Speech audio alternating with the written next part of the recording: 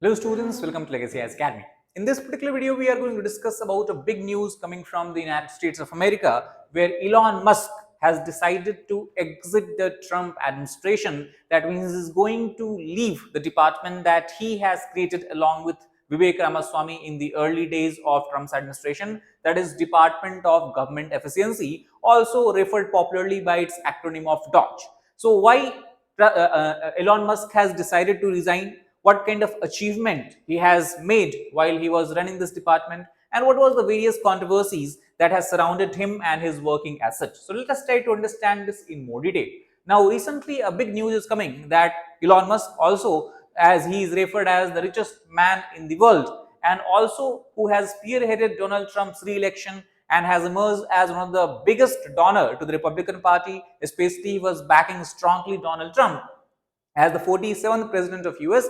He has finally decided to step down from his role of heading the DOGE. He is leaving his role as a special government employee, as that is how he was designated as, and the head of DOGE as such. Now, DOGE, again to give you the brief background, was largely instituted under the Trump's administration to cut down wasteful expenditure by the government departments and the aid agencies, and also to rationalize the government spending as such. Now, in this context, if you look at the major achievement that this department was able to make under Trump and Musk leadership. So, first of all, if you look at the leadership itself, in the first few days and the weeks itself, we can say under the Elon Musk administration, DOGE was able to bring in sweeping changes in the fund allocation to the aid institutions from the US government. And the biggest casualty of this cut was the USAID, which is the largest aid agency that has been run by US government for many years, and this agency is largely responsible for ensuring welfare of people not only within US but also all across India, all across the world itself. For example, USAID has running several programs in the Bangladesh. It has been running several programs across the entire African continent, and even programs related to the health and education has been run by this agency in India itself.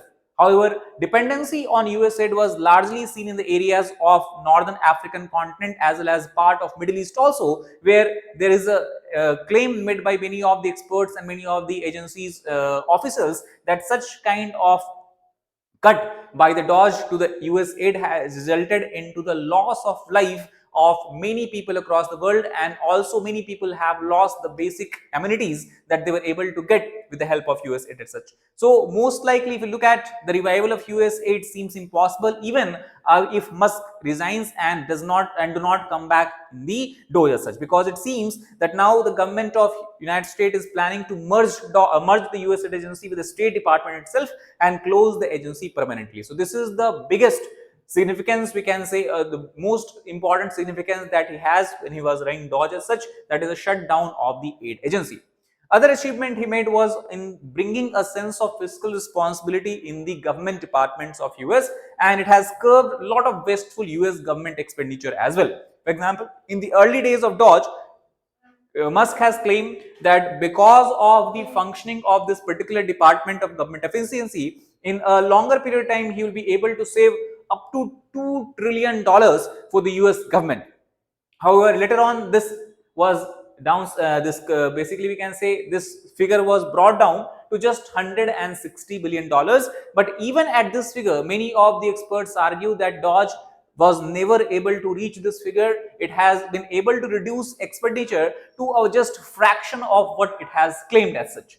Third is, if you look at the government reforms, there also DOGE has taken a lot of attention, and here we can see Musk has called out the clutter in the functioning of the US government, and it has brought attention to government red tapeism that stalls work. That means the bureaucratic red tapeism we talk about, where government works at a snail pace level, leading to compromising the efficiency of the functioning. There, Musk has worked a lot, and he has a streamlined federal government working in this case. And also, one of the most significant and notable decisions taken by DOGE, which became very controversial within US, was to let go many of the government employees. Now, these government employees who were relieved, who were fired, many of these used to work in the critical agencies as well, such as US nuclear, we can say US nuclear department. So this has also raised a lot of concern about the safety and security of the country as well. However, he has claimed that by the rationalization of workforce, he has bring in a sense of efficiency, competency, and also he has reduced the expenditure on the salaries and other expenditure related to the what you can call as personnel as such. Now, his achievement or his functioning was not free of controversy. For example, the first controversy that he evoked was the conflict of interest. We know that Elon Musk today is the richest man in the world and he runs two successful companies. One is Tesla and other is SpaceX. And what kind of role and influence he had on the US government, because in early days, if you look at the photographs coming from the US, you see Trump and Musk seem to be very friendly with each other. They seem to be continuously working and going everywhere together. And also many of even Republican Party members has claimed that Elon Musk enjoys a very greater extent of control over Trump's policy making, over Trump's decisions as such. And that is where the conflict of interest comes, because when Elon Musk has taken the role as a special government employee, he still was head of both companies, Tesla and SpaceX. And SpaceX enjoys a large degree of what you can call as a large extent of businesses with the government as such, as it has a number of government contracts. So there was a concern that Elon Musk might be able to persuade the government policy, might be able to persuade president, and might be able to ensure that the policy framed by the US government favors his companies such as Tesla and SpaceX. Questions were also raised on the lack of Senate confirmation of his appointment. He was directly appointed by the president himself, and like other, for example, you talk about the cabinet members such as Secretary of State, Secretary of Defense, all of these people, even when they are appointed by president, they have to be okayed by Senate of US as such. But in the case of Elon Musk, Senate did not have any role to play as such, and that is why also the conflict of what you can call as the conflict of interest question became prominent here. Next is, as he has claimed in the early days that he will be able to save almost $2 trillion of US money, then he reduced it further to $160 billion. But even as per the new research and analysis conducted by the BBC, a well-known media house, it has stated that at most the DOGE department working under Musk was able to reduce maybe $61 billion of what you can call as expenditure, and out of that mere $32.5 billion is something that is documented. That means we have a real proof that DOGE was able to reduce just $32 billion rather than its tall claim of $160 billion and even going up to $2 trillion as such. Plus, also the report has claimed that there are several erroneous figures in the report prepared by DOGE, where it has claimed cutting down of expenses. For example, at one place, a $8 billion contract was reported to be $8 billion, and thus the reduction of 30% in this contracts has been reported as a reduction in $8 billion. That means billions of dollars of reduction, while in reality, the reduction on expenditure was just few $1 million such. So this is also something that has driven conspiracy across the United States as such.